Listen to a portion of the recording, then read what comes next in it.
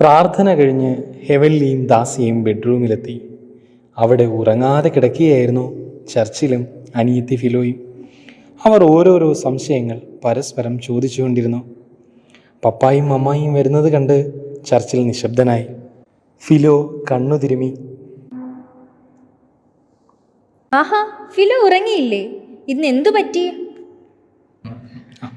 പപ്പ, ആ മീനിനോട് എന്തൊരു സ്നേഹമാ പപ്പയ്ക്ക്. ഈ മത്സ്യങ്ങളാണ് പപ്പായുടെ ഈ ഗവേഷണത്തെ മുന്നോട്ട് കൊണ്ടുപോകാൻ സഹായിച്ചത്. എന്ന് വെച്ചാൽ? വളരെ പാവപ്പെട്ട ഒരു ശുദ്ധജല മത്സ്യമാണ് വരാൽ. മഴ പെയ്യുമ്പോൾ വരാലുകൾക്ക് സന്തോഷമാണ്. ഭാര്യ വരാലും ഭർത്താവ് വരാലും മഴ പെയ്യുമ്പോഴാണ് വെള്ളത്തിലൂടെ ഉല്ലാസയാത്ര നടത്തുന്നത്. പെൺവരാൽ വയറു നിറയെ മുട്ടകളുമായിട്ടായിരിക്കും യാത്ര ചെയ്യുന്നത്. അധികം വെള്ളമില്ലാത്ത കൊയ്ത്തു കഴിഞ്ഞ നെൽപ്പാടങ്ങളിലെ വെള്ളത്തിൽ മുട്ടകളിട്ട് കുഞ്ഞുങ്ങളെ വിരിക്കണം. അതാണ് ലക്ഷ്യം. സുരക്ഷിതമായി ഒന്ന് മുട്ടയിടാനായി പരക്കം പായുകയാണ് പാവമീനുകൾ. ധാരാളം കുഞ്ഞുങ്ങളെ വയറിനുള്ളിൽ സുരക്ഷിതമായി സംരക്ഷിച്ചുകൊണ്ടാണ് ആ യാത്ര. പക്ഷേ ഇങ്ങനെ മുട്ടയിടാനായി മഴ പെയ്യുമ്പോൾ തോട്ടിലൂടെ നീന്തി നീന്തി വെള്ളം കെട്ടിക്കിടക്കുന്ന പാടത്തെത്താൻ ശ്രമിക്കുമ്പോൾ ഇവിടെയും വരും നാട്ടുകാർ. ഒറ്റാലെന്ന് പറയുന്ന ഒരു മീൻ കൂടയുമായി. അതിൽ പെടാതെ പരമാവധി ചാടി മുന്നോട്ട് പോകുമ്പോൾ വലിയ വലയുമായി ഓരോയിടത്തും ആളുകൾ നിൽക്കും. മുട്ടയിടാനുള്ള വലിയ ആഗ്രഹത്തോടെയാണ് ഈ മീനുകൾ സഞ്ചരിക്കുന്നതെന്ന് ഓർക്കണം.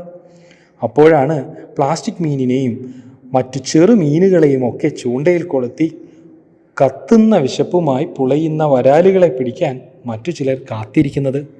ഇവരിൽ നിന്നെല്ലാം രക്ഷപ്പെട്ട് മുട്ടയിടാനായി തെളിഞ്ഞ പാടശേഖരങ്ങളിലെ വെള്ളത്തിലെത്തുമ്പോൾ വെട്ടുകത്തിയും ചെറു പലകയുമൊക്കെയായി ആളുകൾ അവിടെയും എത്തും.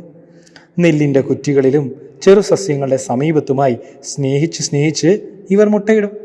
ഒരു പ്രാവശ്യം പോലും കുഞ്ഞുങ്ങളെ പോറ്റാനുള്ള ജീവശാസ്ത്രപരമായ അവകാശത്തെ അനുവദിക്കാതെ ഒരു കരുണയുമില്ലാതെ ഈ മീനുകളെ വെട്ടിയും മുറിവേൽപ്പിച്ചും ആളുകൾ കൊന്നൊടുക്കാൻ ശ്രമിച്ചപ്പോൾ പപ്പ അത് കണ്ടിട്ട് അങ്ങ് ചെന്ന് എന്ത് ചെയ്തെന്നോ? അപ്പോ പപ്പ എന്ത് ചെയ്തു? കരുണയില്ലാത്ത ആ മനുഷ്യരെ വഴക്കു പറഞ്ഞോടിച്ചു. അവരുടെ വലയിൽ കുടുങ്ങിയ അമ്മ വരാലിനെയും അച്ഛൻ വരാലിനെയും ഇങ്ങ് കൊണ്ടുപോന്നു.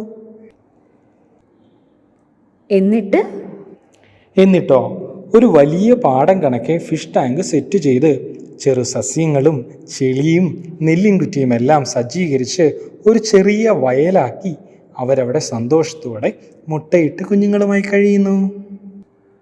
ആഹാ, കൊള്ളാമല്ലോ. അവരാണോ പപ്പ നമ്മുടെ ഫിഷ് ടാങ്കിലുള്ളത്?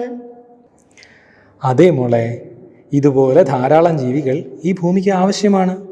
ജീവനുള്ള ജന്തുക്കളെ നിഷ്കരുണം കൊന്നു തിന്നുന്നതിന് പകരമായി നല്ല സസ്യങ്ങളെ ഉൽപ്പാദിപ്പിച്ചാൽ ആ ചെടികൾ തരുന്ന പച്ചക്കറികളും പഴങ്ങളും മനുഷ്യവംശത്തിന് മുഴുവൻ ഉപയോഗിക്കാമല്ലോ. ഈ ഒരു ചിന്തയിൽ നിന്നാണ്, അഥവാ ഈ വരാൽ നമ്മെ പഠിപ്പിച്ച പാഠത്തിൽ നിന്നാണ് പപ്പ ആ ഗവേഷണം ചെയ്യാൻ തീരുമാനിച്ചത്. ഇത് വിജയിച്ചാൽ പോഷകസമൃദ്ധമായ ആഹാരം തരുന്ന സസ്യങ്ങളും ചെടികളും കൊണ്ട് നമ്മുടെ ഈ ഭൂമി മനോഹരമായൊരു സ്വർഗമാകും. വരാലിനെ മാത്രമല്ല പപ്പ, എല്ലാ ജീവികളെയും സംരക്ഷിക്കണം. ഞാൻ പപ്പയോടൊപ്പം